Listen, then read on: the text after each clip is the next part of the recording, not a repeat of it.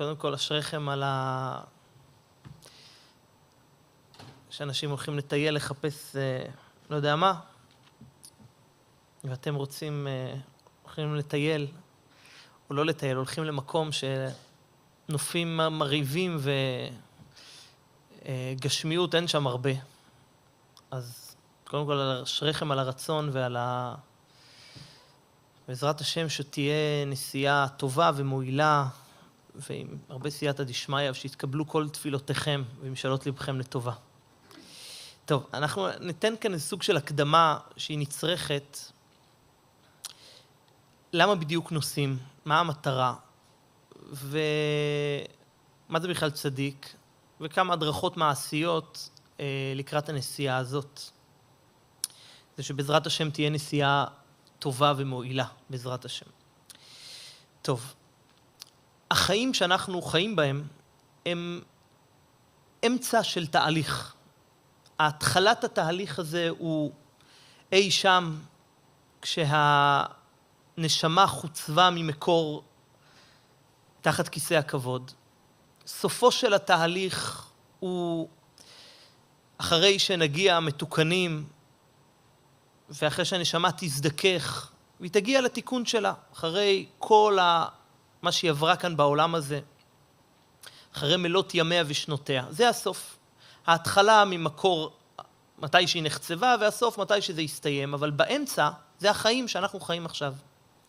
מה התכלית של כל התהליך הזה? שאנחנו חיים עכשיו, כל החיים האלה. מה התכלית שלהם? התכלית של כל החיים האלה הם על כל אלפי הפריטים שאנחנו עוברים בהם, ועל כל מה שקורה כאן, זה לגלות את השם בעולם. עם זו יצרתי לי, תהילתי יספרו. נתבע הקדוש ברוך הוא לעשות לו דירה בתחתונים. המטרה של כל החיים האלה באמצע זה לחיות עם כל הגשמיות הזאת ולמצוא את הקדוש ברוך הוא, ולחיות עם הקדוש ברוך הוא, לחיות אותו, לחיות איתו. זו בעצם התכלית, הפשר של כל העבודת היחיד הזאת. אבל הקדוש ברוך הוא חקק חוק בבריאה, שאנחנו לא יכולים לעשות את זה לבד. אנחנו לא יכולים לגלות, או צריכים עזרה, צריך קשר, צריך צדיק שיראה לנו את הדרך, איך מתקרבים לשם יתברך. רבנו כותב בחיי מוהר"ן, שהוא אומר, אין לי מה לעשות כלל בעולם הזה. אני לא באתי פה לתקן, אני סיימתי, או אין לי מה לתקן. אני תפקידי, לא בשביל עצמי באתי. כל מה שבאתי לכאן, אומר רבנו בחיי מוהר"ן, לא באתי לעולם אלא לקרב נפשות ישראל להשם יתברך. זו כל המטרה שלי. הקדוש ברוך הוא הביא אותנו כאן לעולם הזה, ורוצה שנהיה בקשר איתו, והוא אומר לנו שכדי להיות בקשר עם הקדוש ברוך הוא, צריך מישהו שיראה לנו את הדרך הזאת. צריך צדיק שיכוון אותנו וייתן לנו דרך. ובמשך השנים היו כל מיני צדיקים שנתנו דרך. רבנו כותב, היה משה רבנו, הרבי שמעון בר יוחאי, הארי הקדוש, היה בעל שם טוב. כל פעם צריך צדיק שיותר יורד לעולם הזה, להביא את התיקון המיוחד שיש לדור המיוחד הזה. אז זה התפקיד, לגלות את השם, וזה נעשה על ידי הצדיק.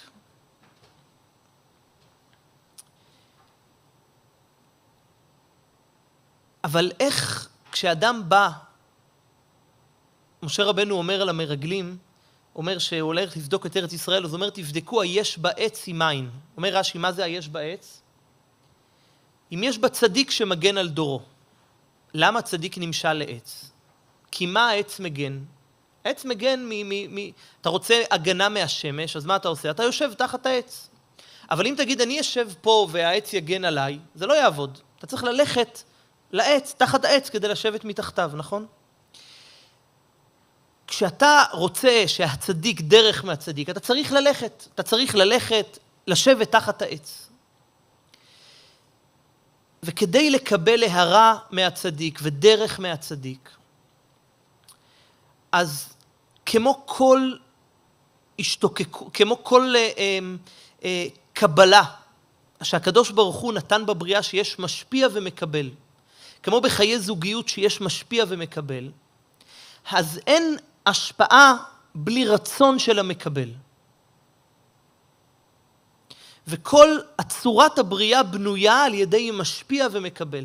האדמה לא נותנת, לא מצמיחה אם אין גשם. אפילו שהקדוש ברוך הוא יוכל לעשות, שהאדמה תצמיח בלי גשם. אבל צורת הבריאה היא שיש משפיע ומקבל. אנחנו המקבלים צריכים מישהו שישפיע, אבל כדי שנקבל, כמו כל איחוד וכמו כל זיווג וכמו כל הולדה חדשה, כמו כל צמיחה חדשה, היא מחייבת רצון מצד המקבל. וכשהמקבל לא רוצה, אז גם הנותן נרתע לאחוריו. וככל שהמקבל רוצה יותר, גם הנותן נהיה לו רצון גדול יותר לתת. אז השלב הראשון, כשבאים ורוצים קשר עם צדיק, רוצים קשר לקבל השפעה, לקבל אור ודרך, אז עד כמה מתעורר, מבינים שאנחנו חסרים, שאנחנו צריכים עזרה. השלב הראשון זה, האם אתה רוצה ואתה מבין שאתה צריך עזרה ודרך, או שאתה אומר, תראה, ברוך השם הכל טוב, סבבה, מה נשמע, מצוין, מה העניינים, הכל בסדר, בוא נלך לזה. זה לא, אם אין רצון לקבל, גם אין רצון לתת. ככה העולם בנוי. וכשאדם מבין כמה הוא חסר בעולם הזה, וכמה אנחנו תקועים וכל כך הרבה חיצים ורעלים של הסטרא אחרא וכל כך הרבה קשיים, אז מי שמבין את זה, אגב, כשמבינים את זה לעומק ומבינים כמה אנחנו חסרים, הרבה מאוד מהשאלות הפופולריות שנשאלות, למה לנסוע, מותר לצאת מהארץ, מלא שאלות בסגנון הזה לא קיימות בכלל. כי הרי זה ברור שאם אדם היה חולה, חס ושלום, אז הוא לא ישאל את עצמו, האם יש איזה רופא בשוויץ, אז האם מותר לצאת בשביל רופא בשוויץ? והאם זה עולה כסף, הוא ישלם על זה? מה פירוש? ברור, מה השאלות בכלל? אז מה הבעיה המתחילה? שהכל בסדר. אז אם הכל בסדר, אז באמת אין שום עניין לבוא. כי אם אין רצון לקבל, גם לא יהיה שום נתינה. השלב הראשון, סתם ברובד ההלכתי, זה מפסק להלכה, כך מביא החידה, מביא את זה הבאר היטב, מביא זה, שאין בעיה הלכתית לצאת לקברי צדיקים. אבל השאלה היא הרבה יותר מקדמית. כדי להגיע זה, השלב הראשון הוא הרגשת חיסרון. כשאדם מרגיש שהוא חסר, אז כשהוא מגיע, הוא מכין כלי כדי לתת משהו. זו השלב הראשון. אז נגדיר עד לכאן, אנחנו חסרים, אנחנו צריכים צדיק שיעיר לנו את הדרך. ויש כוח שנקרא כוח של צדיק. כשאנחנו הולכים לכל צדיק בעולם, אנחנו לא מתחברים לצדיק מסוים. אנחנו מתחברים לדבר הזה שנקרא כוח הצדיק. גם אנחנו הולכים לבעל שם טוב, גם אנחנו הולכים לרבי יצחק ברדיצ'וב ולכל מיני צדיקים, מתחברים לכוח הצדיק בעולם. כמו ששבת ופסח זה לא שתי כוחות. זה שני דברים שמחברים אותנו להשם יתברך. גם כל צדיק הוא לא כוח בפני עצמו, אלא צדיק זה כוח של צדיק בעולם, שמאיר לנו דרך להתקרב לשם. אז ההבנה הראשונה אנחנו חסרים, ההבנה השנייה היא צריכים צדיק כדי שיאיר לנו את הדרך. השאלה השלישית, אז למה דווקא רבי נחמן מברסלב? יש הרבה צדיקים. חסר לנו צדיקים בדור. חסר לנו צדיקים, יש רבי שמעון בר יוחאי, יש הארי הקדוש. יש מלא אנשים. מערת המכפלה, אבות הקדושים. מה חסר? אז למה דווקא רבי נחמן מברסלב? קודם כל שאלה מצוינת. מה התשובה? התשובה היא, קודם כל, כמה תשובות בדבר. תשובה ראשונה. רבי נחמן מברסלב פותח את השער שהתחברו אליו על ידי הגעה אליו לקבר. ומי שמגיע לשם מקבל את האור שלו. והוא הבטיח שהפעולות האלה, מי שיבוא לשם, אז יעוררו את ההשפעה של הכוח שלו אל הנשמה של הבן אדם. רבי נחמן כותב באחד המקומות רבי נחמן כותב בשם רבי נחמן, שאם אדם נפטר מהעולם הזה, והוא מגיע לעולם הבא והוא רואה שהוא צריך לחזור עוד פעם בגלגול, שלא יסכים בשום אופן לחזור עוד פעם בגלגול לפה. עוד פעם לבוא לפה, עוד פעם להיוולד עם המוצץ ולשיר עם מה יקרה לי יקרה, ולעשות עם צבעי גואץ' ולהתלכלך בבות ולגדול. כל הסיפור הזה חבל על זה, שום דבר, אל תסכים בשום אופן. אבל אם יבטיחו לך שאם אתה תיסע, שאם אתה תרד לעולם הזה, אתה תגיע פעם אחת לאומן, ותגיד פרק תהילים, תגיד פרקי תהילים שמה, אז תסכים לרדת לעולם הזה. כל הילדות והגן והגננת שרה והסייעת וכל הדברים האלה, תחזור עוד פעם את הכל, אם תסכים עוד פעם. כי רבי נחמן מברסלב הבטיח שמי שיבוא אליו, הוא ידאג לתיקון נשמתו, והוא לא ירפה ממנו עד שהוא יוציא אותו מהגיהנום וידאג לו. אז למה רבי נחמן מברסלב? כי קודם כל, כי אף אחד לא הבטיח. הוא היחיד שהבטיח, בתשובה הכי פשוטה. רואים את זה בפועל, שמלא צדיקים, הקברים שלהם לא משמשים לאיזשהו מגדל אור, יש הרבה צדיקים שהאור שלהם היה תקף לאותו זמן. אבל בכל אופן, בלי זה, התשובה הפשוטה היא, רבי נחמן מברסלב הבטיח שזה הדרך שמי שיבוא אליו, הוא ידאג לתיקון נשמתו. אז מה, זו תשובה אחת. תשובה שנייה, יש הרבה צדיקים נותנים אור מאוד גדול. אבל קשה לחיות עם האור הזה. נסביר את זה יותר טוב. אנחנו לא יודעים מה האור המסוים שלהם, ומה הכלי שצריך להכין לאור הזה. לא יודע, הולכים ליונתן בן עוזיאל. תן הקדוש שכל... מה הדרך שלו? איזה כלי אתה מכין כדי לקבל את האור שלו? אתה לא יודע כלום. אתה יודע שהוא היה צדיק גדול. נו, אז מה הדרך שהוא נותן לי בעולם הזה? איזה כלי אני מכין לאור הזה? אני לא יודע. אבל רבי נחמן מברסלב נתן דרך לכל נפש ונפש, ולכל אדם ואדם, ורואים שהדרך הזאת מגיעה לכל האנשים מהרחוקים שברחוקים עד הגדולים שבגדולים. והוא ביקש מחסידיו שישלחו את נשותיהם אליו. אז שם אנחנו מקבלים לא רק אור, אלא גם כלי. אלא גם כלי איך להכניס את האור הזה בפנים. זו תשובה שנייה. באמת, ובאמת הרבה פעמים שאנשים חוזרים ואומרים, רגע, נסענו ולא. יש כאלה שמספרים על אורות, ויש כאלה שלא חווים איזה שהם אורות בומבסטיות. אז באמת, התשובה הפשוטה היא שפעמים רבנו אומר, הייתם אצלי, אבל העצה הכי משמעותית שנתתי לכם, נגיד זה התבודדות, אתם לא עושים אותה. זה הדרך שלי כדי שתקבלו את האור. אז יש אור, אבל תכינו לזה כלי. בקיצור, רבי נחמן מברסלב נתן גם דרך, נתן גם כלי כדי להכין את האור הזה, כדי להכיל את האור הזה. זו התשובה השנייה. והתשובה השלישית, שהיא התשובה העיקרית, למה דווקא רבי נחמן מברסלב, שהקדוש ברוך הוא מכוון את צעדיו של כל אחד ואחד בעולם הזה, באחת מאלפי דרכי ההשגחה. ואם הקדוש ברוך הוא סיבב אותך וזימן אותך להגיע לכאן, ולהגיע אליו, אז סימן שזה המקום שלך. ואם תתחיל לשאול שאלות רגע למה ולמה, אז התשובה שנגיד לו, בכבוד, אז אתה לא חייב להיות פה, באמת אז תלך, אל תבוא.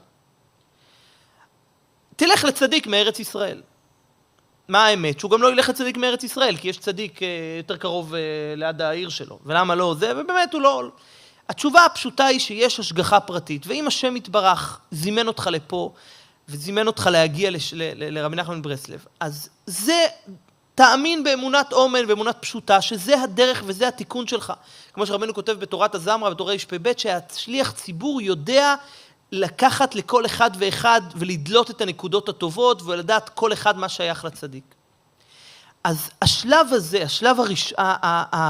השאלה היא למה רבי נחמן מברסלב היא לא שאלה. קודם כל, כי הוא היחיד שהבטיח והעיד עדים נאמנים שיבואו ויעידו, כמי שיבוא אליו, הוא ידאג לו וישמור עליו. וידאג לו לנצח נצחים. ומי שכבר נמצא כאן, ומאמין שיש השגחה פרטית, ומאמין שיש דבר כזה שהקדוש ברוך הוא זימן אותו להגיע לכאן,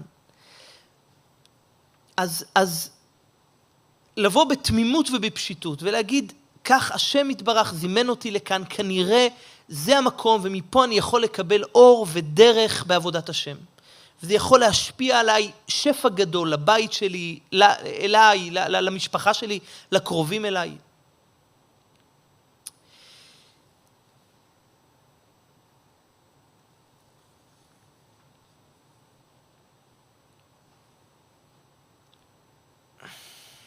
רבי נחמן מברסלב עצמו סבל כל כך הרבה איסורים.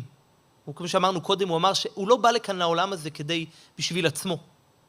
הוא בא לפה בשביל עצמו, הוא לא צריך. הוא סבל איסורים נוראים, הוא אמר שהוא יכל לקחת קרש ולנשוך אותו מרוב איסורים. היה צומות על גבי צומות ואיסורים נוראים. כל זה למה? כל זה הוא אומר, כל זה בשבילנו, כדי להכשיר אותו להיות בעל השדה. מה זה בעל השדה?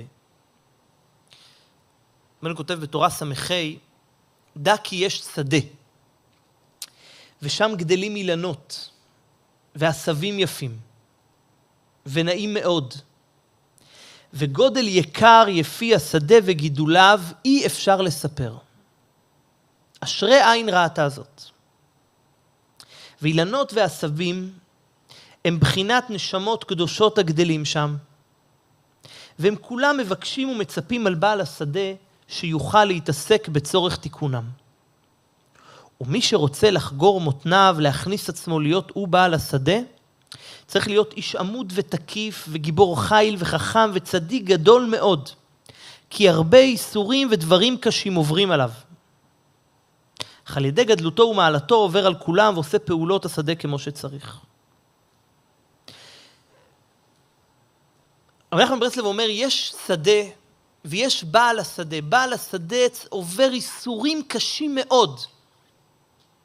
האיסורים הנוראים שרבי נחמן מברסלב סבל, בלתי ניתנים לשיעור, רק מי שקורא את הספרים, מה שמדובר עליו. וכל זה כדי לגלות את נשמות ישראל, את השדה הזה, שכל כך הרבה עבר עליו, וכל כך הרבה נשמות שקבורות אי שם, שצריכות תיקון. אומר רבי נחמן, הלא אני דומה כמי שהולך יומם ולילה במדבר, וחותר ומבקש לעשות ממדבר יישוב.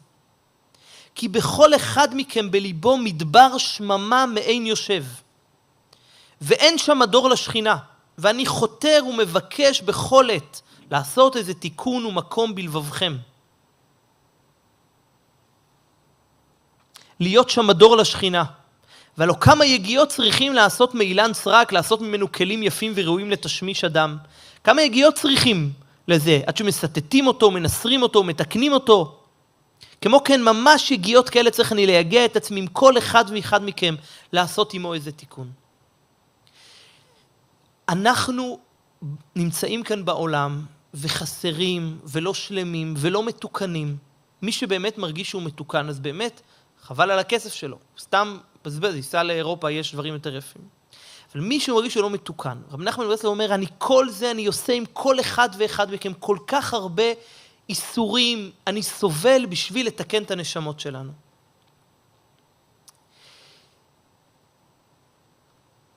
ופעם לפני כן רבי נחמן מברסלב אמר, כל כך הרבה תעניות הוא תיקן, והתלמידים שלו תיקנו, ואחר כך הוא אמר, מי שיבוא אליי, הוא לא צריך את כל התעניות האלה. אז נסכם עד לכאן. אנחנו כל כך חסרים, אנחנו כל כך צריכים עזרה, ומי שהבטיח לנו עזרה, זה רבי נחמן. הוא הבטיח, רבינו הקדוש הבטיח עזרה לכל מי שיבוא. עזרה בוודאי גם בעולם הבא, אבל גם בעולם הזה. בוודאי זה יושפע ואנחנו נראה אור כבר בבית שלנו. וכפי שאמרנו, אם ההשגחה העליונה סיבבה שאנחנו נהיה כאן ניסה לרבי נחמן מברסלב, אז, ולהתקשרות איתו, וללכת בדרך שלו, ולעשות את העצות שלו, אז הנסיעה צריכה להיות מתוך ידיעה ברורה ועמוקה, שכשאנחנו נוסעים, האור שהצדיק נותן זה לא דרך ידיעה, וזה לא דרך תובנות, וזה לא דרך דיבורים, וזה לא דרך הבנות מחודשות ומחודדות, וכל מיני דברים חכמים, אלא אור רוחני לנשמה מעבירים על ידי אור שמושפע אל הנפש. אורו של רבנו שמועבר דרך ההשתתחות על קברו, דרך התפילה אצלו. וזה בוודאי יפעל את הפעולה שלו. זה לא הבנות גדולות וזה לא שכל. זה אור רוחני שמושפע אל הנפש פנימה. ושלמה המלך אומר, מים עמוקים עצה בלב איש, ואיש תבונות ידלנה. מים עמוקים עצה בלב איש, דהיינו, שלכל אדם יש מים עמוקים. בכל לב יש מים עמוקים. יש נקודה פנימית ואישית שמיוחדת רק לו. אבל אי אפשר לדלות אותה לבד, ואיש תבונות ידלנה. כל אחד זקוק לאיש תבונות, שידלה את החלק שמיוחד בו. אנחנו לא מסתדרים לבד. ההבנה העמוקה הזאת שאנחנו לא מסתדרים לבד, אנחנו צריכים מישהו שיעזור לנו לדלות את המים העמוקים שלנו, כי יש לנו מים עמוקים, יש לנו דברים, יש לנו את הנקודה המיוחדת רק לנו. אבל לבד אנחנו לא מסתדרים. אנחנו צריכים מישהו שיעזור לנו להאיר את הנקודה העמוקה שלנו. לגלות את המים שלנו. רבנו כותב בליקוטי מוהר"ן, בתורה קפ"ח, דע שצריך לנסוע לצדיק, לחזור על אבידתו. כי קודם שיוצא לאוויר העולם, מלמדים ומראים לו כל מה שצריך לעשות ולעבוד ולהשיג בזה העולם.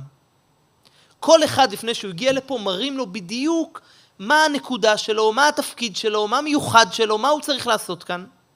וכיוון שיצא לאוויר העולם ביד נשכח ממנו, כמו שאמרו אותם זיכרונם לברכה במסכת נידה דף למד, שהתינוק מגיע ואז מלאך סותר לו על פיו. והשכחה היא בחינת אבידה.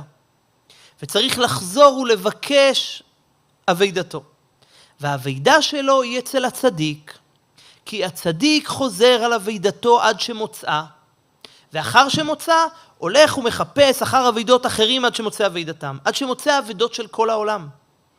על כן צריך לבוא לחכם, לבקש ולהכיר אבידתו, ולשוב ולקבלה אצלו. אבל הצדיק לא מחזיר לכל אחד מהר, אלא דורש אותה עד דרוש אחיך אותו. כל אחת ואחת, וכל אחד ואחד מכם, יש לו נקודה שמיוחדת רק לו, ואנחנו לא יכולים לגלות את זה לבד. לא יכולים, נקודה. צריכים איש תבונות שיעזור לנו לגלות את האור שלנו, לגלות את מה שמיוחד בנו, לגלות למה באנו לכאן לעולם הזה. ולכל אחד יש את האבידה שלו, והצדיק ממונה על האבידות. הצדיק אחראי להחזיר לכל אחד את האבידה שלו. אבל זה רק אם הוא בא עד דרוש אחיך אותו. אדם שבא לדרוש את האבידה, מנסים להחזיר לו אותה. ובמילים פשוטות יותר, אם נגדיר את זה ככה, אנחנו לא באים לצדיק לקבל השגות חדשות ודברים מיוחדים. אנחנו הולכים לצדיק כדי לקבל את עצמנו. להתחבר אל הנשמה שלנו. לחיות אותה יותר, להאהיר אותה יותר, להרגיש את השם יתברך יותר, להיות יותר אנחנו. כי יש בנו, בכל אחד מאיתנו, משהו מיוחד שאין באף אחד אחר. וברסלב וכוחו של רבנו לא שייכים לאף אחד ולשום חוג ולשום מסגרת. אף אחד לא בעלים על האור הזה. להגיד לנו מה זה ברסלב ומי זה רבי נחמן, אבל כל אחד ואחד יש לו יש קשר בין הנוסע לבין הצדיק, וזר לא יבוא בו. זה קשר מיוחד. ולכן צריך לדעת שהקבוצה שאתם נוסעים היא תמיכה, היא ליווי, והאוכל והשינה והחברה והנעימות והדיבורים יכולים להיות רקע נעים. והבוחר יבחר מה לקחת מזה ומה לא לקחת מזה. אבל הנקודה העמוקה של המסע הזה היא הכרה עמוקה במעמקי הנפש שלנו, ואת זה כל אחד מביא איתו לבד, את השאיפה ואת הרצון ואת ההכרה שאם הגענו לעולם הזה, יש לזה תכלית, ואנחנו זקוקים לאיש תבונות שיעזור לנו להגיע לתכלית הזה.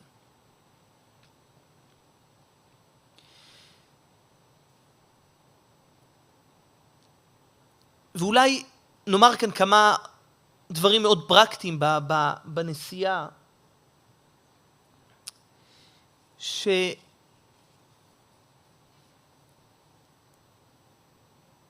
לאמץ יסוד גדול לקראת הנסיעה הזאת.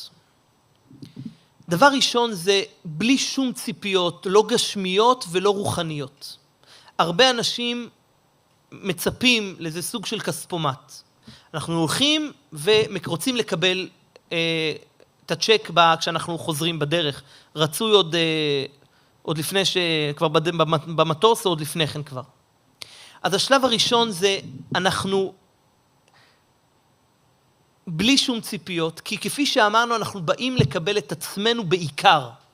אנחנו באים לקבל מי אנחנו. לפני רבי נחמן, לא לדאוג, רבי נחמן אמר שהוא גם ידאג לעשות טובות גם לכל אחד בפרט שלו, גם ממה שהוא צריך, אבל זה לא העניין.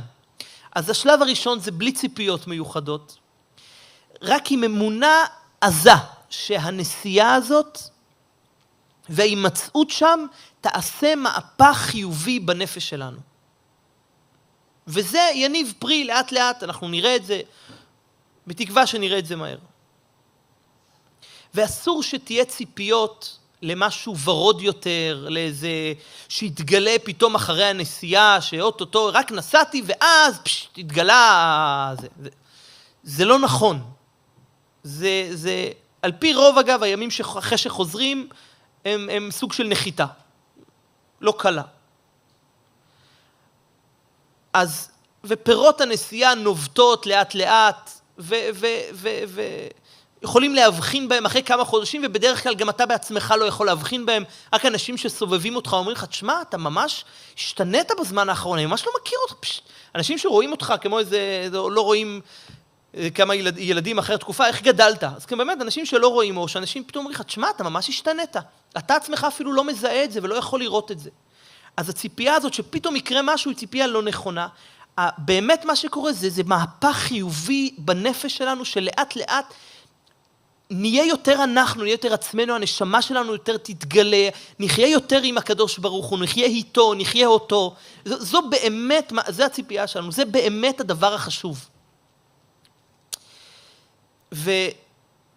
ושוב, אסור לצפות שוב לאיזה אור גדול שמורגש גם בציון. הרבה פעמים נכנסים ומגיעים לציון ורואים שאין כאן יותר מאבן דוממת. והלב והנפש טרודים בתרדות הנסיעה ואחרי הנסיעה הארוכה, והמוח לא רגוע ולא מיושב. אז כאן אני רוצה כן לומר לכם עצה טובה.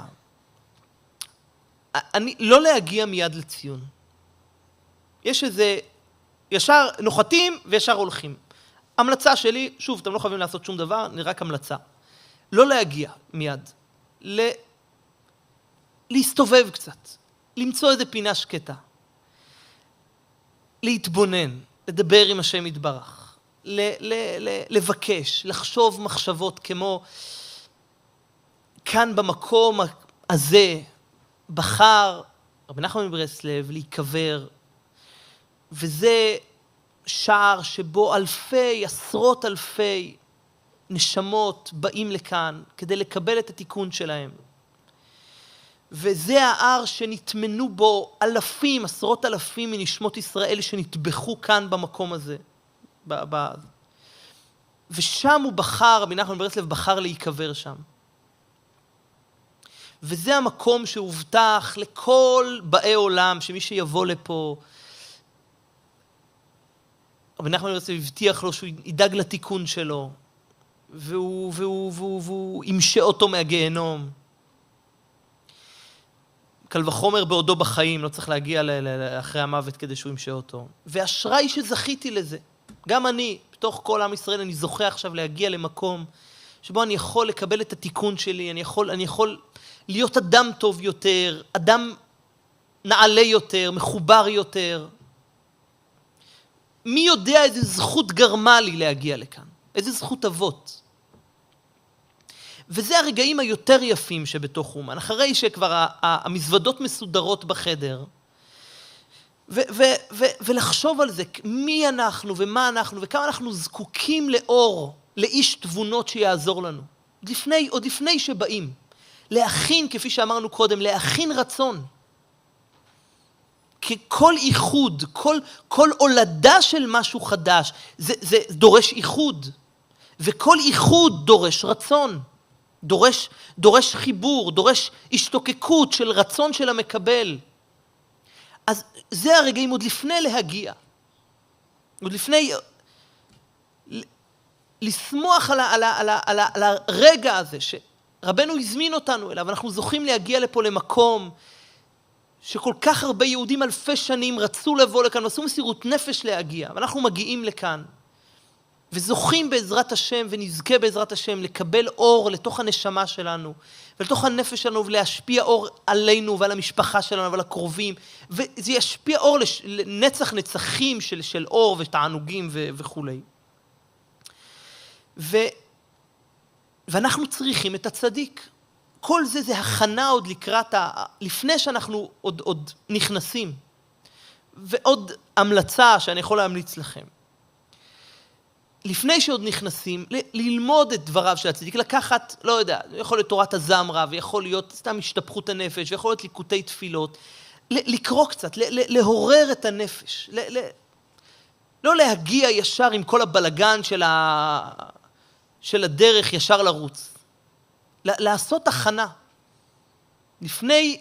לפני שמתחתנים, יש חדר ייחוד, אבל לפני החדר ייחוד, יש מתנות שנותנים, החתן נותן לכלה, אבל צריך להתכונן לזה. הכלה מתכוננת לפני אז. וזה, בעומק של זה, כדי לכל הולדה מחייבת חיבור. וחיבור עניינו התקללות. והרגעים האלה של ההתבוננות הזאת, וההתבודדות הזאת עוד לפני שנכנסים, הם קריטיים מאוד. ואחר כך אז להבין שבעצם כל הנסיעה הזאת, המטרה של כל הנסיעה הזאת היא לא בשביל עוד שיחה או עוד דיבור, אחרי שכבר נכנסים, לשכוח שיש עולם מסביב. לא אכפת לנו לוותר על איזה ארוחת ערב, או צהריים או בוקר, או על עוד איזה קניית מזכרות, או עוד איזה שיחה עם חברה. עכשיו אנחנו מגיעים לדבר שלשמו הגענו. מבחינתנו אין עולם, ונשאר שם להיכנס לציון כמה שהלב דורש להיות שם. הרבה פעמים, טוב, יש ארוחת ערב, בואי, רגע, אדם נכנס, אתה הגעת, כל הנסיעה הזאת נועדה בשביל מה? בשביל לשמוע עוד איזה שיעור או דיבור או עוד ארוחה, זה תשמע גם במקומות אחרים. ההכנה שלך, הגעת להגיע לציון, לתת פרוטה לצדקה, לומר תהילים ולדבר, כך הוא אמר, תדברו איתי כאילו אני נמצא מאחורי הדלת, גם אחרי פטירתי. זה העיקר, בשביל זה הגענו. ולהרגיש כמה אנחנו חסרים, כמה אנחנו צריכים את האיש תבונות הזה שיבוא ויעזור לנו. כמה אנחנו רוצים שהרבי יבוא ויעיר לנו את הדרך. ולנסות לדבר ולהגיע להרגשת הלב ולחיבור ולהתקללות. זו בעצם המטרה, וזה רגעי הייחוד שבין המשפיע למושפע, שבין המקבל לנותן. אגב, על פי הקבלה צריך לדעת שזה רגעים מאוד נדירים, וכשמישהי או מישהו רואה, אחת רואה את החברה שלה יושב מתפללת, זה רגעים שלא מסתכלים עליה. זה רגעים שבה אדם נמצא לבד עם המשפיע שלו. זה רגעי הייחוד, זה זמן שזר לא נכנס לחדר. אז לשבת שם, להתכונן, להכין את עצמך, וכרגע בזמן שאתה נמצא אין עולם. זה ייקח כמה זמן שזה ייקח. עד שהנפש אומרת לך, עד שאתה מרגיש שאתה... אבל זה גם הוראה, זה חברים אמיתיים, זה חברים שיודעים לכבד את הזמן הפרטיות של כל אחד. זה לא בואי נלך לפה ובואי נלך לשם. עכשיו אין עולם. עכשיו זה לא בוא נלך ובוא נתייחס ובוא נקנה ובוא נלך לסופיה או לאכול ארוחה. זה לא העניין. חברים אמיתיים זה אנשים שיודעים מתי אתה צריך לשים צעדים אחורה. וברגע, וזה ממש המלצה מעשית, להתכונן, לא לבוא מיד, ולהחליט בנפש, אני כאן, באתי לכאן כדי לקבל אור, ולקבל חיות, ולקבל כוח, ולהיות יהודי יותר, טוב יותר. אני וכל הסובבים אותי, וכל מי שמושפע ממני, והילדים שלי, וכל אנשים שקשורים אליי.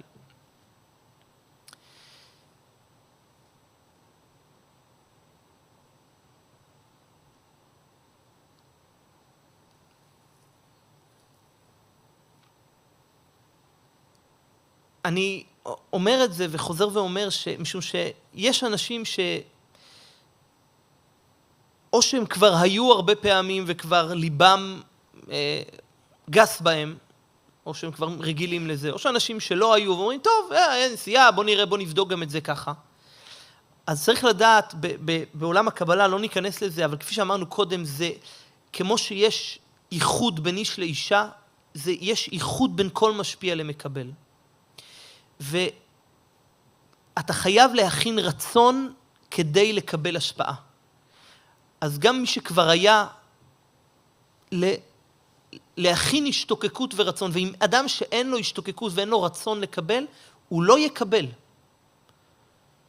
צריך, אז זה ברור שעצם הנסיעה וההתאמצות והדולרים שמוציאים והמזוודות שאוספים, וכל זה היא אחרי הפעולות נמשכים הלבבות, זה ישפיע בעזרת השם. אבל ההבנה העמוקה שאנחנו חסרים, אנחנו זקוקים לאיש תבונות, לפני הבקשות הפרטיות שאנחנו רוצים כאן, זה עוד לפני כן. אני מדבר על אור בנפש, כמה אנחנו חסרים, כמה אנשים מסתובבים פה בעולם כל כך הרבה, אנחנו לא רוצים לגלות שאנחנו אחרי 120, כמה אנחנו חסרים. אנחנו רוצים לגמור את התיקון הזה כבר עכשיו. אנחנו בעולם הזה מתגלגלים. פעם הביאו מישהו לרבנו, אז הוא אומר לו, מישהו דווקא היה איש מאוד נחמד. אז רבנו אומר, מה הבאתם אותו אליי? הוא כבר הסתובב ב10 בתי קברות כבר. כבר הסתובב, התגלגל פה, הוא רק בא לפה עוד פעם. אם הוא היה 10 זה, אנחנו כבר בטח 50 פעמים כבר היינו בזה. היינו בכל מיני בתי קברות, קמנו, הלכנו, הסתובבנו. אז די, לא רוצים כבר. רוצים לסיים את הסיפור הזה, לבוא, לא בא לנו עוד פעם לכל הגנון הזה וכל הסיפור הזה מההתחלה. די, מצינו. אז באמת,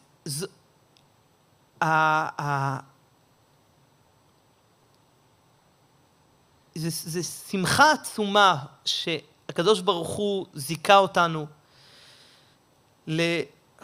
רבנו אומר שהוא דיבר לדור שלנו, כן, לפני 200 שנה, בשביל זה הוא בא. אז הוא בא אלינו.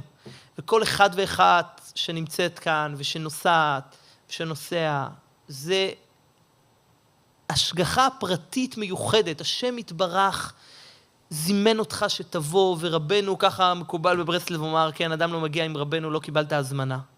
רבנו הזמין את כל אחד ואחד מכם מתוך, זה גם חלק מההתבוננות ככה, תוך כל מיליארדי הפריטים שיש פה, מיליונים של אנשים פה בעולם הזה, מתוך הכל, הקדוש ברוך הוא זימן אותך בהשגחה פרטית שתיסע ותבוא, והוא רוצה להביא לך תיקון לנפש שלך, לנשמה שלך.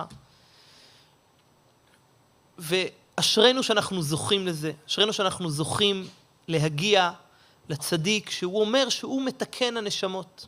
אני נהר המתאר מכל הכתמים.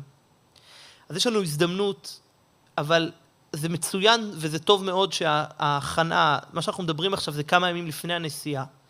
כי התפקיד של מי שנוסע, זה כפי שאמרנו, זה להכין רצון והשתוקקות.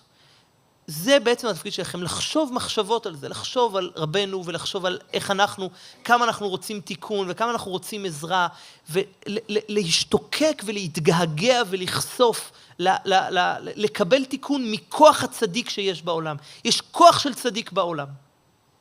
שהקדוש ברוך הוא עושה את מעמד הר סיני, הנה אנוכי בא אליך באה וענן, בעבור ישמעם בדברי עמך, וגם בך יאמינו לעולם. ויאמינו בשם ובמשה עבדו.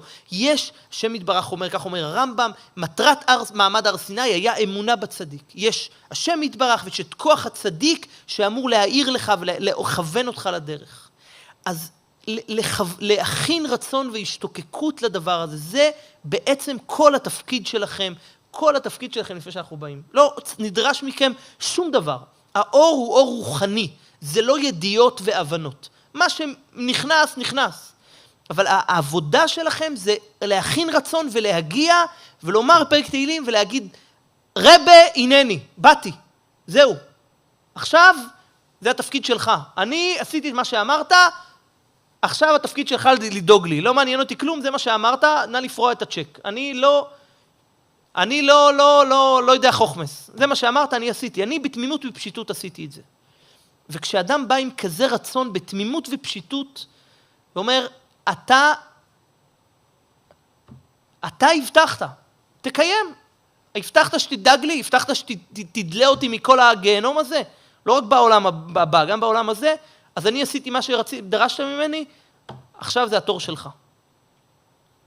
רבנו כותב שהצדיק אוהב שמדברים איתו בזה.